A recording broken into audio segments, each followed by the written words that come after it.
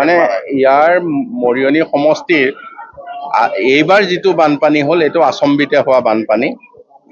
য'ত বানপানী হৈছে ইয়াৰ মানুহে আগতে কেতিয়াও বানপানীৰ মুখামুখি হোৱা নাছিলে। নাগালেণ্ডৰ পৰা যিটো পানী আহিল, গতিকে সেই পানীয়ে আমাক যথেষ্ট ক্ষতি কৰিলে। আমি তেখেত বৰ্ণাঢ্য লোকসকলক আজি আমাৰ মৰিয়নি চেলেংহাট হায়াৰ ছেকেণ্ডেৰীত কেম্প কৰি থকা সকলোকে খা খবৰ ল'লোঁ।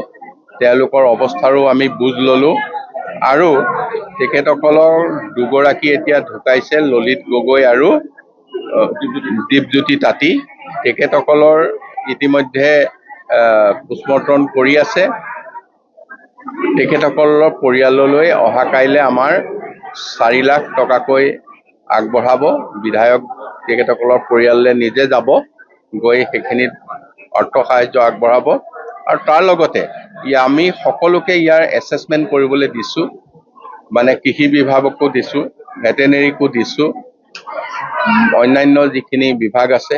তাৰ উপৰিও আমাৰ চাৰ্কল অফিচৰৰ পৰা যিখিনি মণ্ডল গাঁওবুঢ়া সকলো মিলি কিমান ঘৰৰ ক্ষয় ক্ষতি হৈছে সেই নিৰিখ মতে তেখেতসকলে ক্ষয় ক্ষতিৰো এটা সাহায্য পাব।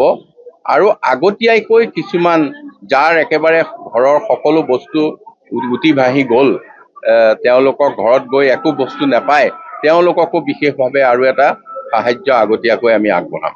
আমি চৰকাৰৰ তৰফৰ পৰা যিমানখিনি পাৰোঁ, মুখ্যমন্ত্ৰী ডাঙৰীয়াই সৈন্য বাহিনীৰ লগত কথা পাতি তাৰ পৰাও আমি সাহায্য বায়ু সেনাৰ পৰাও আনিছোঁ। গতিকে চেষ্টা সকলো কৰিছোঁ, কিন্তু তাতে ক'ৰবাত হয়তো ইমান ব্যাপকভাৱে হোৱাৰ কাৰণে ক'ৰবাত ৰৈ গৈছে, কিন্তু সকলো ক্ষেত্ৰতে আমি নাও পঠাইছোঁ।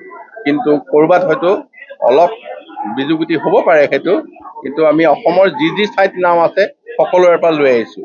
আৰু আপোনালোকে চাওক, পানী আহিছিল, পানী আহিছে, এইটোতো মানুহে সেইদিনা আবেলি সন্ধিয়া গম পাইছে। আৰু ৰাতিৰ ভিতৰতে গোটেইখিনি যা যোগাৰ কৰিছোঁ। যোৱাকালি দিনটোতো কাম হৈ আছে, আজিও হৈ আছে।